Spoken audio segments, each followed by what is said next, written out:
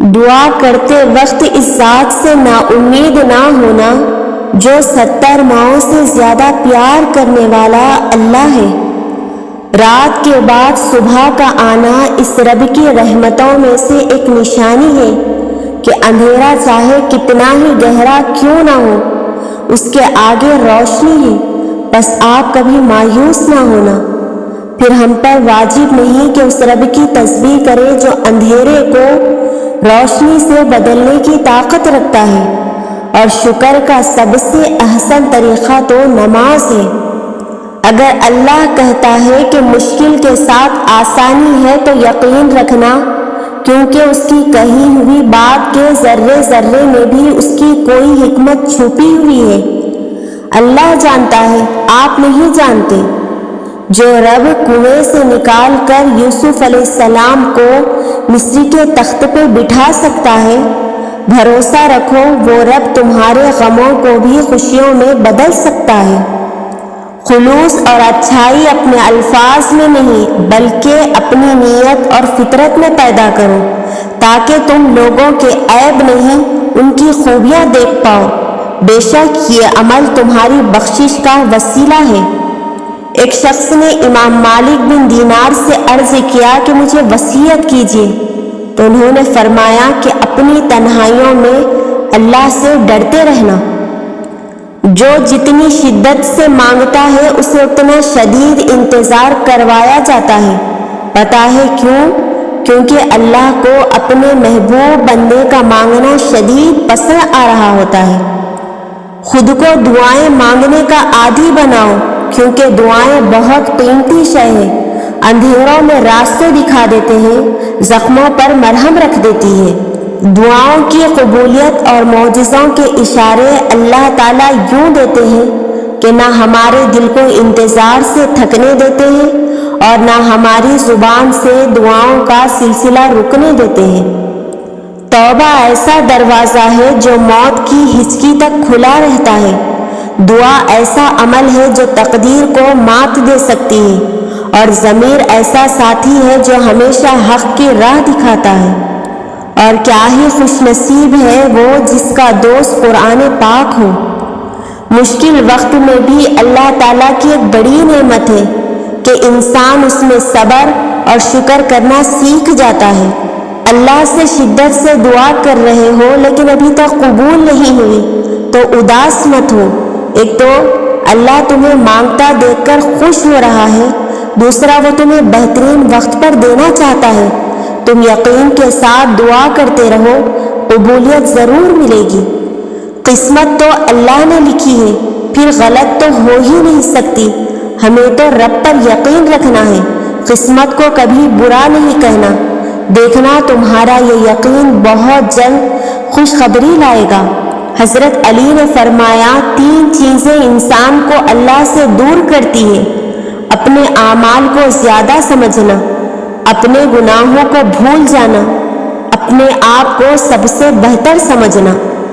حضرت علی نے فرمایا کہ کبھی کسی کو دکھ مت دو، کیونکہ معافی مانگ لینے پر بھی دل میں درد باقی رہتا ہے، جس طرح دیوار میں سے کیل نکالنے پر سوراخ باقی رہتا ہے۔ پردہ صرف یہ نہیں ہے کہ بس خود کو چھپا رکھنا، پردہ یہ ہے کہ غریب کے سامنے دولت کی، بھوکے کے سامنے کھانے کی، مسافر کے سامنے گھر کی، اور یتیم کے سامنے والدین کی نمائش نہ کرو۔ اور پردہ یہ بھی ہے کہ لوگوں کا بھرم رکھو، ان کی کمزوری کسی پر عیاں نہ ہونے دو، اور کسی کی ذاتی زندگی پر نظر نہ ڈالو۔ مکافات عمل دستک نہیں دیتی، اور نہ ہی کسی در کے کھلنے کا انتظار رہتا ہے، یہ تو جہاں بھی جاتی ہے اپنے دروازے کھول لیتی ہے۔ جو آج تم کرو گے کل وہی تمہارے ساتھ ہوگا، اس لیے کسی کی زندگی جہنم بنا کر سجدوں میں جنت مانگنا چھوڑ دو۔ لوگوں سے انتقام مت لیا کرو، خراب پھل خود ہی درختوں سے گر جایا کرتے ہیں۔ اللہ کو بہت پسند ہے اللہ کی عطاؤں پر الحمدللہ اور اپنی خطاؤں پر استغفر اللہ کہنا اللہ کو بہت پسند ہے۔ جب کوئی تم سے زیادتی کرے تو اس سے انتقام مت لو، بلکہ دور سے مشاہدہ کرتے رہو۔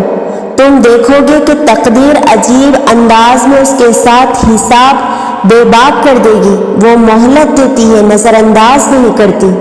مشکل وقت میں ہمیشہ دعا مانگا کرو، کیونکہ جہاں انسان کا حوصلہ ختم ہوتا ہے وہاں سے اللہ پاک کی رحمت شروع ہوتی ہے۔ سب راستے بند ہو سکتے ہیں مگر رب کی رحمت کا راستہ کبھی بند نہیں ہو سکتا۔ آزمائش تو انہی کے لیے ہوتی ہے جنہیں اللہ چاہتا ہے، اور صبر وہی کرتے ہیں جو اللہ کو چاہتے ہیں۔ لوگ کہتے ہیں ہوتا وہی ہے جو نصیب میں لکھا ہو۔ اللہ پاک قرآن میں کہتے ہیں کہ تم مجھے پکار کر تو دیکھو، میں نصیب بدلنے پر قادر ہوں۔ زندگی میں جس مقام پر بھی پہنچو، اپنا پرانا مقام نہ بھولو۔ ہر دفعہ آپ کو اپنا غم بانٹنے کے لیے کاندھا میسر نہیں ہوتا، لیکن سجدہ کرنے کے لیے زمین ہر وقت میسر ہے، اور آپ اپنا دکھ اپنے رب کریم سے ہر وقت بانٹ سکتے ہیں۔ یہ سہارا سب سہاروں سے بڑا سہارا ہے۔ اس کائنات میں صرف اللہ کی رحمت کی دکان ایسی ہے جہاں خریداری کے لیے آپ کی جیب میں کوئی نیکی نہ ہو تو آپ ہاتھوں پر کچھ آنسو رکھ کر جو چاہے لے سکتے ہیں۔ یقین مانے وہ آنسو اللہ کی بارگاہ میں بہت معنی رکھتے ہیں۔ اللہ پر یقین کامل رکھو اور پھر دیکھنا ایک دن تم وہ سب کچھ پالو گے جو تم صرف اپنے خیالوں میں سوچتے ہو۔ نصیب ہار جاتا ہے مگر دعائیں ہمیشہ جیت جاتی ہیں۔ بس یقین کے ساتھ دعا کرتے رہو، اللہ تمہیں امید سے بڑھ کر نوازے گا۔ اس دنیا میں کوئی بھی شخص اتنا برا نہیں کہ وہ شیطان ہو، اور کوئی بھی شخص اتنا اچھا نہیں کہ وہ فرشتہ ہو۔ تو درگزر کرنا سیکھیں، محبت کرنا سیکھیں اور معاف کرنا سیکھیں۔ راستہ ایک ہی تھا، حضرت موسیٰ علیہ السلام گزر گئے اور فرعون ڈوب گیا۔ یقین راستے پر نہیں، اللہ پر کرو۔ صبر نے حضرت یوسف علیہ السلام کو عزیز مصر بنایا، جبکہ توکل نے حضرت موسیٰ علیہ السلام کو دریا پار کروایا۔ عبادتیں صرف جائے نماز پر ہی نہیں ہوتی، بلکہ کچھ عبادتیں میٹھی زبان، دھیمے لہجے، ہمدردانہ اور عاجزانہ رویوں سے بھی ہوتی ہے۔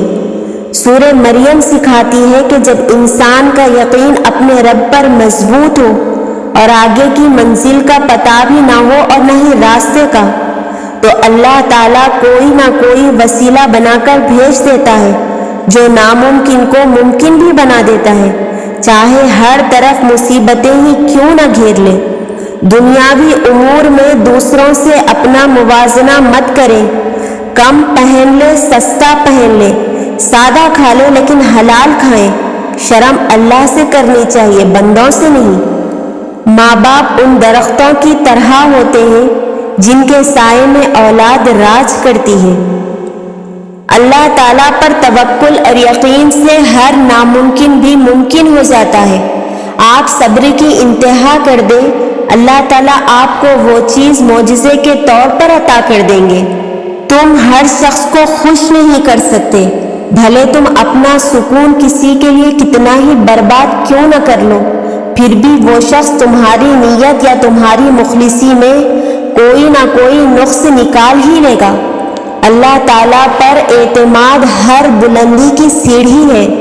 اللہ کے فیصلے ہماری خواہشوں سے بہتر ہیں۔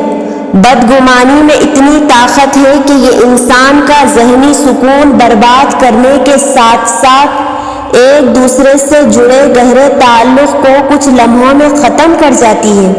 وہ 7 سمندروں کا خالق محبت صرف ایک آنسو سے کرتا ہے۔